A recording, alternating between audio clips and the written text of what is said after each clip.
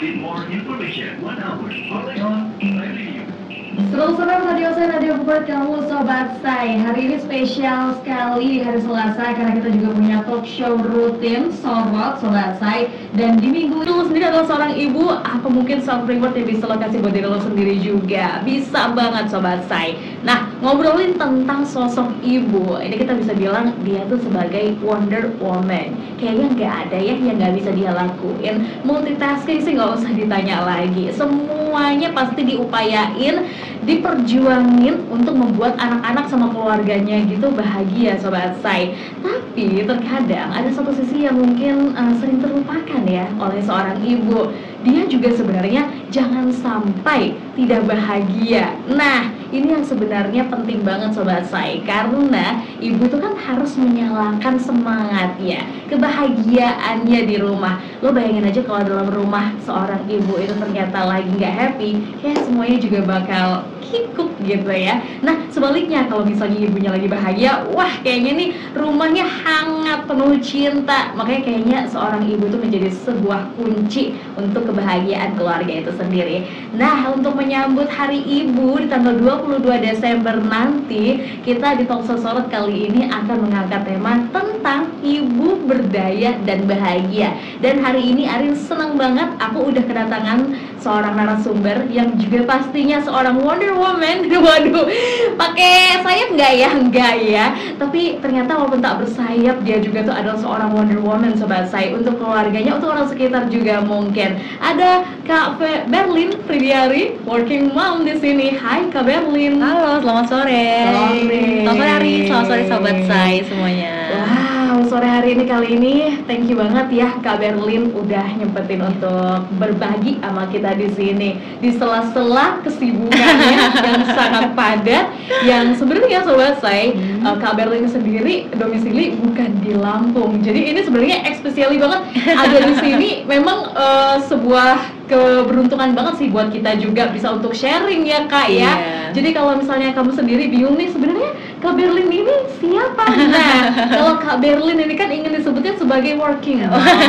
Tapi sebenarnya boleh nggak Kak diceritakan sedikit kesibukan Kakak saat ini? Tidak di Lampung saja tapi ada di mana Kak Berlin? Oke, halo Sobat Saya, selamat sore. Thank you Arin. Jadi thank you ya, saya udah ngundang aku nih ke sini. Jadi aku adalah Berlin. Nah, saya adalah seorang working mom yang saat ini bekerja di salah satu juga di Lampung Pos juga di sini sebagai sekretaris direktur utama dan juga sekretaris direktur utama Media Indonesia. Selain itu juga aktif di sosial media karena beberapa kali sering ikut membantu sharing berbagai macam informasi, pengetahuan, pengalaman yang mungkin bisa jadi manfaat buat moms juga, buat siapapun juga. Jadi aktif juga di sosial media, kemudian senang nulis juga, dan yang pasti senang ngomong sih ya. Jadi diundang ke sini tuh bener-bener suatu hal yang happy banget nih buat aku kayak gitu. Dan yang pastinya alhamdulillah sekarang sudah punya satu putri, sehingga tantangan lagi nih memainkan peran sebagai working mom, kemudian sebagai di rumah sebagai ibu seperti itu. Waduh, ini kalau bicara tentang workingnya sendiri, udah banyak banget ya Kak ya.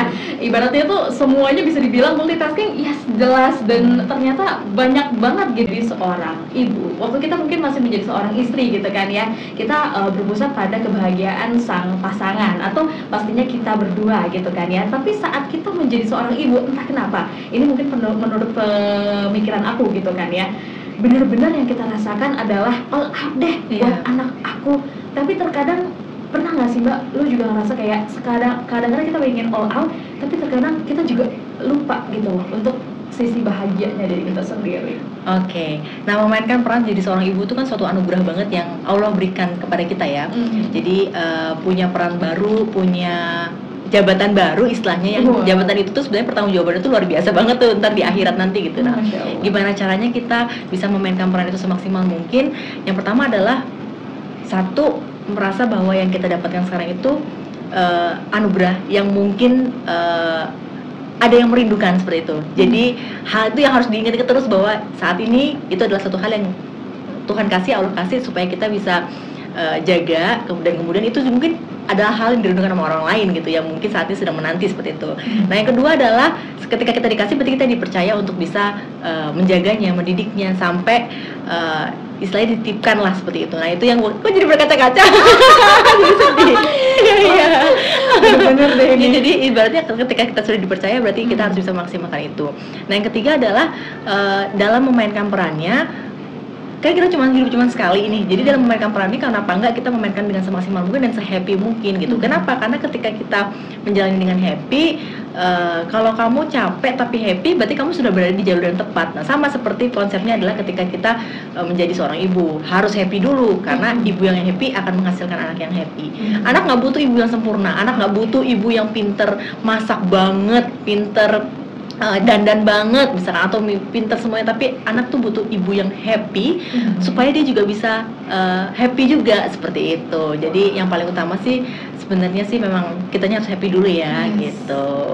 Jadi kata kuncinya ya sebenarnya kadang-kadang kan kita suka kayak terjebak ya di kata-kata perfect, sempurna, ibu yang luar biasa. Yang kadang-kadang tuh banyak nih, aku juga melihat beberapa orang konten gitu kan ya, ada tentang parenting, that's good gitu. Tapi menarik juga ada beberapa influencer yang justru malah bilang gini, so sorry aku nggak mau deh ngikutin beberapa parenting, aku nggak mau ngikutin beberapa mungkin influencer yang terlalu apik, karena aku terkadang akunya jadi banyak pressure ke diri aku sendiri dan malah bikin aku nggak happy. Wah, orang macam-macam ya Kak ya, tapi kita juga nggak bisa untuk menyamaratakan hal itu semua, termasuk kayak perspektif ibu sempurna. Nah itu kan kayaknya kan berbeda-beda ya, dari proses seorang ibu itu aja melahirkan tuh kadang kan ada yang berbeda, ada yang normal, ada yang diet cesan, ada yang dia menyusui, mungkin dia tidak bisa untuk aktif menyusui, sampai ada yang dia full mom dan kemudian working mom gitu.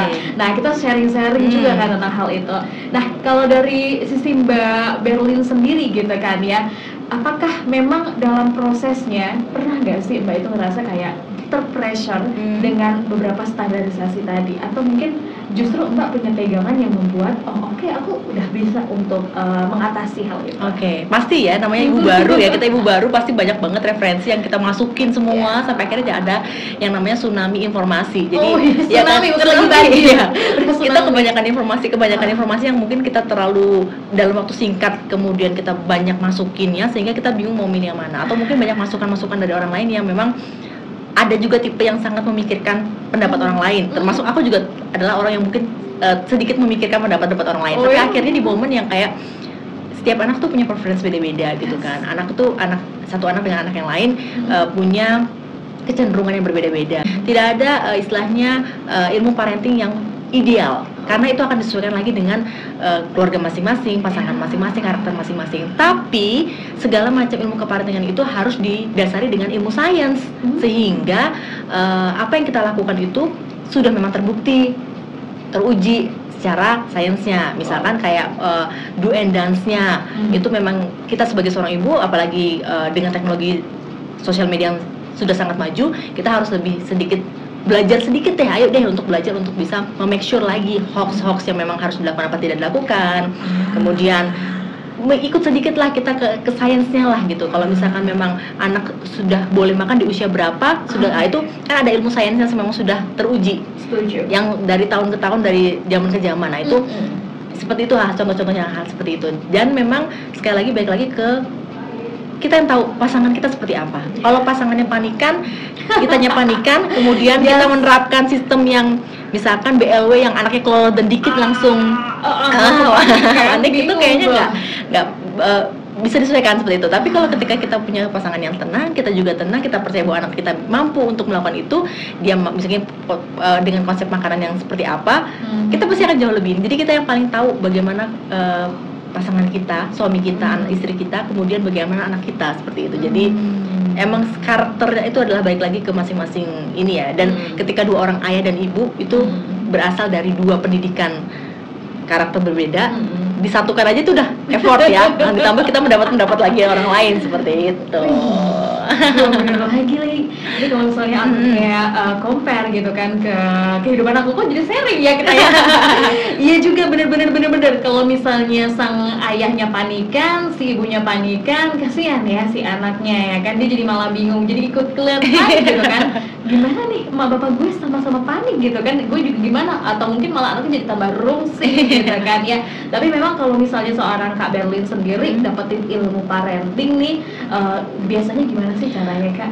Kalau aku sendiri pribadi yang pasti adalah satu, aku akan mencari teman atau komunitas yang memang banyak membahas tentang parenting. Kebetulan juga aku salah satu member parenting di Jakarta. Bukan di Jakarta tapi dia sudah nasional sih, tapi komunitas itu yang akhirnya banyak banget ngebuat grup WhatsApp yang banyak sharing tentang ilmu-ilmu parenting saat ini ya. Maksudnya ilmu parenting saat ini kan berkembang. Nah, kemudian bagaimana kita juga bisa memadupadankan tetap tidak meninggalkan tradisi orang tua kita, karena didikan orang tua kita yang menjadikan kita seperti saat ini kan. Hanya saja beberapa hal itu biasanya aku coba komunikasikan, misalkan hal yang tidak boleh dilakukan saat ini, misalkan dengan ilmu sainsnya ternyata sudah tidak boleh, kita sampaikan. Tapi kalau memang masih berfungsi banget untuk anak, aku masih banget loh pakai tradisional yang misalkan kita harus pakai bedong, harus pakai bukan bedong, kalau ibu yang bagus kan sagen, itu tuh bengkung itu aku masih banget melakukan itu karena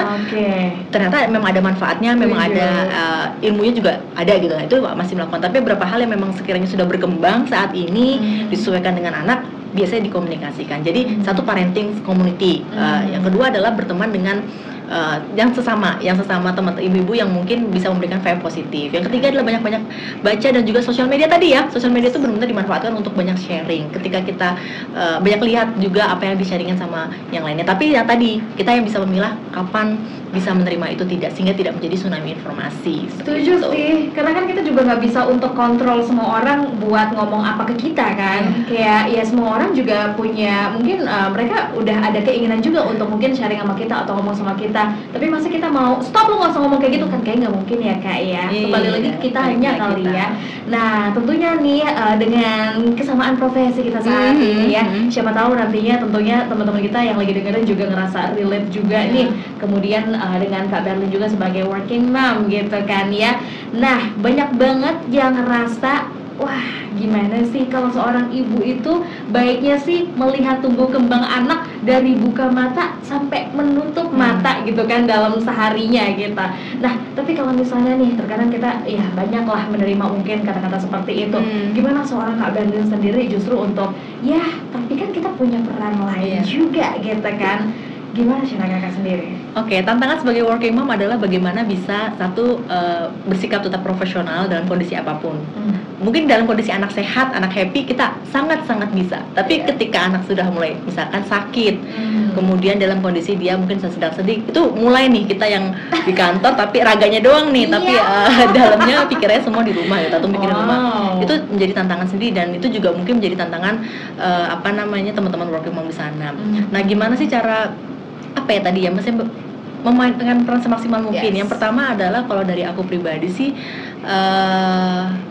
keluarga tetap yang pertama. Prioritasnya adalah utama ya keluarga. Kita bekerja buat keluarga kan, seperti itu. Jadi keluarga itu adalah tetap yang utama. Tapi di momen tertentu, misalkan di jam kerja, memang akhirnya aku harus segera memprioritaskan pekerjaan sehingga cepat selesai bekerjanya, sehingga bisa cepat pulang dan bisa segera pulang. Itu dalam perjalanan itu adalah aku udah bersiap-siap bahwa nanti ketika sampai rumah itu adalah tugas on duty aku yang lagi. Jadi yang tadi sudah selesai dari kantor jam 7 sampai jam 4 atau jam 5 selesai.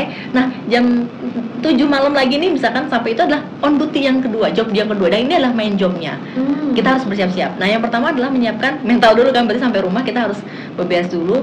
Cukupkan istirahat dulu sekitar ya 15 sampai dengan 30 menit. Biasanya aku udah selesai itu mandi segala macam, aku akan stay dulu di kamar apa di mana tuh 15 sampai 30 menit. Untuk kayak kita nge-recharge lagi dulu, walaupun anak udah pasti udah ada gitu ya, tapi kita nge-recharge dulu sampai akhirnya udah siap. Oke, saat ini aku baru tampil. Baru tampil di depan anak yang kita ngurusin dia, kita ngajarin dia segala macam. Yang pasti adalah waktunya ya, waktunya tuh dimainkan semaksimal mungkin.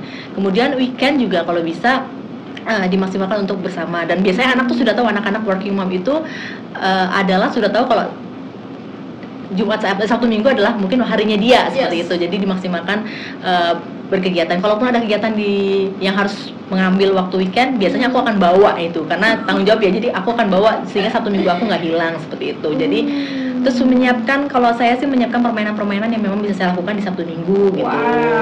Jadi di Senin itu udah mau tahu apa yang permainan yang bisa dilakukan di Sabtu Minggu kayak gitu. Terus kita yang mau ngapain di weekend gitu. Dan yang pastinya memang waktu ya, kita berkorban waktu istirahat misalkan seperti itu, yang harusnya mungkin beres-beresnya itu di pulang kerja ya mau nggak mau kita main dulu sama anak, kita ngajarin anak dulu, baru kita beres-beresnya di anak sudah tidur seperti itu sih. Jadi waktu istirahat memang sedikit ini ya, sedikit mata pandang.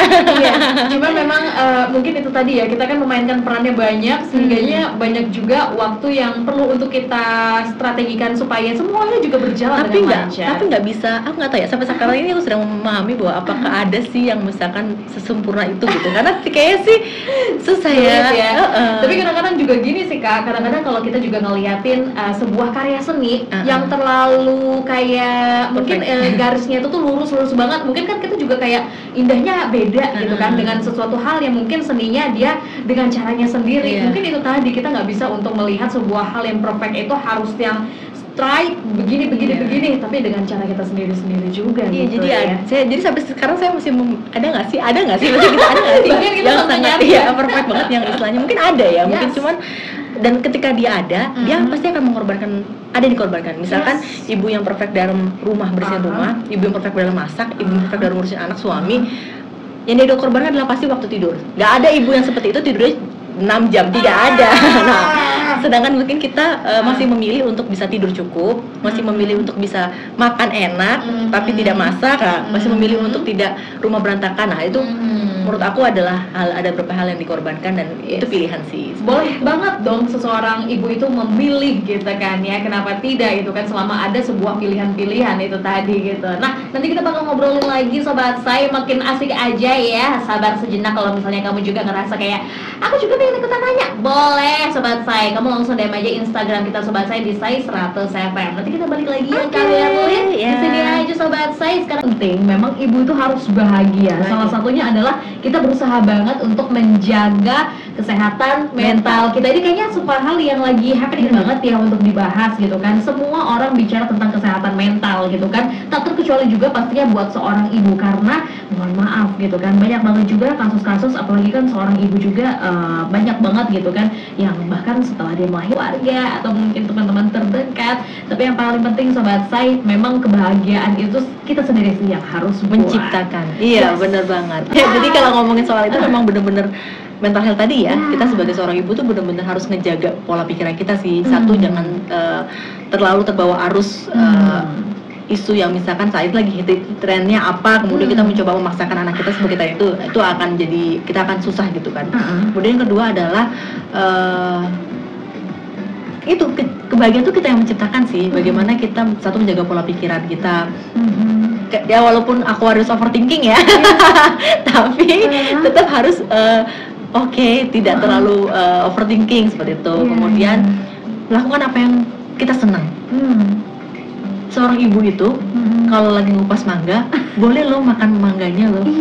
Pernah nggak ngupas mangga tuh kita hanya makan, fokusnya memang kita nyiapin buat orang lain, padahal kenapa gitu kan? Padahal nggak masalah, dan tidak salah seorang ibu kalau lagi ngupas mangga.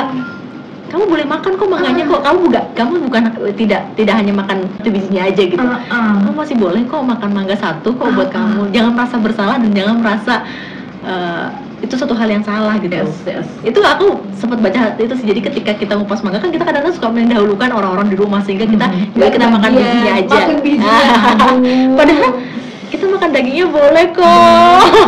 Bener. Tapi memang ya Sobat saya, itu dia mungkin dalam diri sendiri kita juga harus itu tadi ya, mengingat diri kita, kebahagiaan kita. Satu sisi nih, mungkin ada suami-suami yang sedang mendengar gitu kan. Sekarang waktunya mungkin kamu juga untuk memperhatikan pasanganmu, memperhatikan istrimu. Satu sisi kalau misalnya, oh iya kayaknya nih pasangan gue belum nih makan nih, kamu lah yang ngingetin. Atau mungkin kayak, ya itu tadi harus banyak beli buah untuk kebutuhan keluarga biar tetap sehat segala macam. Hal-hal simpel yang sebenarnya juga buat kita juga gitu loh, menjaga dan juga merawat kebahagiaan di keluarga itu sendiri. Wah, nanti kita bakal ngobrol lagi ya Kak ya. Sekali lagi nih sobat saya, pasti kita masih dalam tema kita kali ini, ibu bahagia dan berdaya. Nih jadi narasumber kita kali ini. Aku wow banget, aku jiper pasti. Aduh kakak, ini kan kalau bisa kita lihat ya, kamu juga bisa untuk lihat, kamu follow juga boleh sama saya di @fridiari_berlin. Nah, Kak Berlin ini nih sebenarnya adalah seorang working mom. Oke, konten kreator juga ya Kak? Iya, sedikit-sedikit lah. Wow, dan satu sisi kita masih bisa banget untuk ngelihat kegiatan dari Kak Berlin bersama dengan sang anak-anaknya lagi apa nih Kak? Lagi fashion show gitu kan ya tuh. Itu kan salah satunya juga salah satu untuk menunjukkan minat dan bakat anak gitu kan. Nah ini kan sebenarnya juga wow. Berarti entah kenapa kalau aku pribadi ini sibuk tapi satu sisi kakak masih bisa berbagi, kakak masih bisa ini itu. Nah satu sisi kan kadang kan juga masih banyak seorang ibu yang merasa kayaknya setelah jadi seorang ibu sisi produktivitas aku justru menurun. Nah gimana sih Kak caranya supaya kita tuh bisa nyetabilin energi kita, pikiran kita untuk tetap berdaya? Oke, menjadi ibu berdaya tuh gak mesti harus bekerja di kantor jam 7 sampai jam 8 malam atau mungkin harus keluar kantor. Sekarang udah banyak banget celah menjadi ibu berdaya gitu kan, dengan berbagai macam teknologi sosial media atau mungkin berbagai macam peranan e-commerce, kemudian berjualan online juga sudah sangat bisa dilakukan. Jadi menjadi ibu berdaya tuh gak cuman harus berangkat ke kantor, meninggalkan anak atau mungkin berangkat pagi pulang pagi seperti itu. Tapi bisa banget kita menjadi berdaya dengan cara yang lain gitu kan. Atau mungkin berdaya yang tidak selalu finansial, misalkan coba untuk sharing video-video sharing tentang suka apa nih masak, ya udah kita coba untuk bikin video masak. Itu kan hal yang bermanfaat buat orang lain. Apa sih kita di dunia itu kalau nggak buat bermanfaat buat orang lain kan? Jadi itu bisa kita lakukan. Atau mungkin yang suka review-review skincare, coba deh dia pakai skincare ini, dia hasil dia seperti apa, kemudian cari tips and bikin tips and triknya. Itu kan satu hal yang bisa bikin orang berdaya kan. Jadi dia bisa memaksimalkan apa yang dia punya dari rumah saja, dan itu tetap bisa dilakukan bersama anak gitu. Jadi memang berdaya sih menurut aku tidak harus bekerja yang benar-benar working mom, tapi ketika kita mau mengembangkan apa yang kita sukai dulu deh, nggak usah yang kita pelajari, yang kita sukai dulu. Mom sukanya apa nih? Sukanya masak, sukanya fashion, sukanya apa? Dari situ dulu berangkatnya. Dari situ nanti jadi keterampilannya, kreativitasnya tetap jalan gitu kan. Kemudian kita nggak gaptek dengan teknologi, coba untuk mencoba, nggak ada salahnya kok mencoba berbagai macam sosial media gitu kan. Baik itu yang ternyata bukan kita banget nih misalkan, nggak apa-apa, kita coba aja. Kita nggak tahu celah rezeki kita dari mana, kita nggak tahu ternyata kita bisa belajar apa dari sosial media itu seperti itu. Jadi memang yang pertama adalah kita jangan gaptek, kemudian coba untuk membuka diri dan mulai dari yang kita suka. Itu aku selalu teriak-teriak ke siapapun, kamu kalau apapun mulai dari yang kamu suka. Karena ketika kamu suka, kamu nggak perlu belajar sebelajar-belajarnya, effortnya. Kamu tinggal ya udah menjalankan karena kamu suka hal itu kayak gitu. Wah, aduh. Enaknya kalau dengernya sobat baik, tapi beneran kalau misalnya sesuatu kan kayaknya juga akan sulit selama kita nggak mulai ya Kak ya. Jadi bukan berarti itu mah gampang doang ngomongnya atau gimana. Enggak kok, kamu bisa banget untuk mulai cari juga dari hal yang kamu suka itu tadi, nggak perlu untuk jauh-jauh. Mungkin dari satu sisi kamu udah mulai langkah itu tadi, kamu bakal dapetin langkah-langkah selanjutnya ya Kak ya. Tapi jujur aja sih, ini cara yang kayaknya nih happy banget ya, kita bisa untuk menyinergikan semuanya. Keluarga happy, diri kita happy, satu sisi kita masih bisa untuk menjadi manfaat buat orang lain juga gitu kan ya. Salah satunya adalah itu tadi, sebenarnya bisa dibilang juga sebagai seorang influencer Kak Berlin ini. Aduh. Tapi kan dibalik itu semua ada tetap ada tangisan ya. Iya, apa deh, aku tetap berjalan walaupun harus sambil menangis. Iya, tetap ada ambiar tetap ada. Hanya saja mungkin lebih kepada kalau memang saya percaya bahwa ketika kita mau sesuatu hal itu, kita harus memang ada yang diupayakan. Nah, diupayakan itu kita melewati berbagai macam proses, menangis pasti, atau mungkin depres itu pasti ada. Saya ada mengalami fase-fase yang butuh psikolog banget nih gitu, tapi memang ketika itu terlewati dan sekarang sudah bisa menertawakan permasalahan-permasalahan sebelumnya, itu buat aku jadi satu hal yang proses yang memang harus aku jalanin, dan itu memang ya apa ya, tidak semua happy semua, tapi ketika ada yang down-nya, kemudian ada sedihnya, itu jadi pelajaran banget ke depannya kan. Jadi proses yang memang sampai saat ini tuh pasti ada proses panjangnya. Yang kedua adalah support system sih ya. Parah sih, kalau aku selalu teriak-teriak sama siapapun, selalu bilang sama siapapun kalau misalkan apa ya, kalau suami aku bukan yang sekarang, mungkin nggak akan jadi seperti ini gitu. Aku selalu bilang kayak gitu. Jadi memang ayahnya anak aku ini luar biasa banget, yang sampai aku bisa sekarang berada di sini di Lampung ya. Itu buat aku adalah suatu hal yang memang rezeki banget. Aku bisa blessing banget bisa dapat seorang pasangan partner yang memang mengerti banget bahwa aku masih bisa melanjutkan berbagai macam mimpi-mimpi aku dan impian aku, sehingga aku bisa tetap menjalankan ini semua tanpa harus meninggalkan atau mungkin berkorban yang lebih besar lagi gitu kan. Kemudian ada anak yang benar-benar mungkin karena didikan yang dari kecil dia sudah tahu anak working mom itu adalah ibunya bekerja, kemudian sometimes dia harus dititipin di mana gitu kan, sehingga dia jadi mentalnya cukup paham bahwa memang ketika ibunya bekerja adalah untuk dia, dan memang ketika sudah tidak bekerja melepaskan semuanya, saya adalah untuk dia, saya adalah waktu saya untuk dia, uang saya juga jajannya untuk dia segala macam. Jadi memang dia memahami itu semua. Jadi memang support system dari keluarga inti itu ngebuat aku tetap waras gitu kan, meskipun ngomel pasti ada ya gitu kan.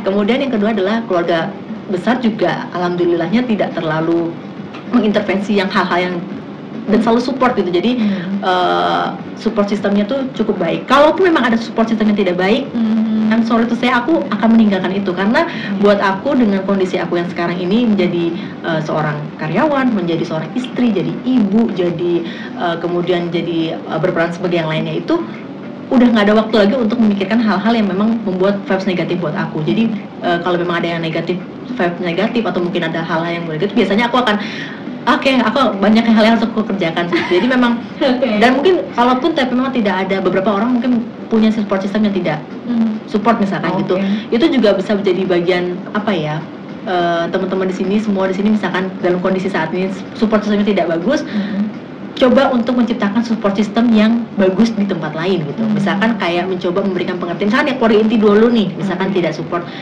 coba untuk memberikan pengertian bahwa memang dari segi komunikasi yang memang mengkomunikasikan bahwa ini dilakukan supaya kita sebagai ibu happy gitu. Walaupun memang komunikasi tidak bisa, coba untuk menciptakan support system di lingkungan yang memang lain, misalkan kayak lingkungan teman nih, melakukan hal-hal yang memang disenengin bersama teman-temannya. Seperti itu sih bisa dilakukan, seperti itu sih. Jadi buat teman-teman di sana yang mungkin merasa saat ini sedang tidak berada dalam support system yang baik, ciptakan deh support system itu. Bisa kok kita menciptakan support system, dan tinggalkan support system yang memang negatif. Tinggalkan itu tidak harus selamanya kita meninggalkan orangnya, tapi kita meninggalkan energi negatifnya, seperti itu sih. Oh ya, bener banget sih. Aduh, energi negatif ya, toxic sobat saya, beneran sih ya. Ya sekarang juga kita bisa untuk lebih cerdas lagi untuk memilih kira-kira mana yang nyaman buat kamu, mana yang mungkin sesuai untuk dirimu begitu.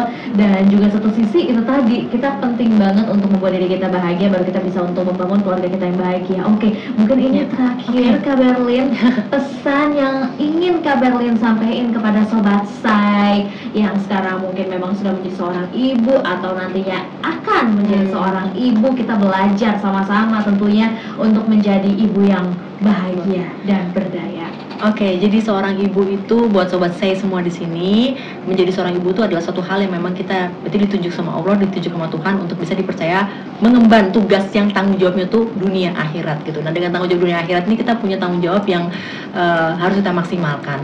Yang kedua adalah kita berhak banget dan harus banget menjadi ibu yang bahagia untuk bisa menghasilkan anak-anak yang bahagia. Itu dari hamil juga kita sudah harus selalu happy kan, supaya energi positif anak itu bisa terpancar masuk, sehingga anak itu juga ketika keluar dia menjadi anak yang happy. Bahkan ketika dalam proses pendidikan dan membersamai, mendidik itu juga harus dibarengi dengan kebahagiaan. Kenapa? Karena golden age anak, segala macam anak tuh, ingatan anak tuh sangat bisa melekat, dan momen-momen bahagia yang saat ini kita berikan sama dia hal kecil itu bisa sangat berpengaruh untuk dia ke depannya. Kemudian kita kadang suka belajar ya, saya suka bilang gini, jadi ibu itu banyak belajar. Padahal anak loh yang banyak ngajarin kita gitu loh.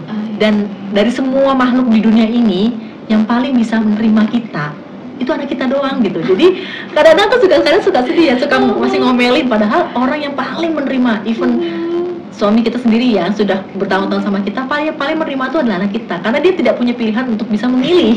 Sedangkan kalau pasangan masih bisa memilih, nah anak tuh tidak punya pilihan untuk memilih, sehingga dia adalah orang yang paling bisa menerima kita. Justru anak itu adalah yang buat kita jadi belajar. Jadi kalau ada hari ibu tuh saya selalu balikin lagi balikin bahwa saya adalah ibu, saya harus diapa-apain, tapi terima kasih ya, kamu sudah hadir, sudah membuat saya menjadi ibu, dan sudah mengajarkan saya banyak hal, sudah menerima saya dengan segala macam jelek dan baiknya.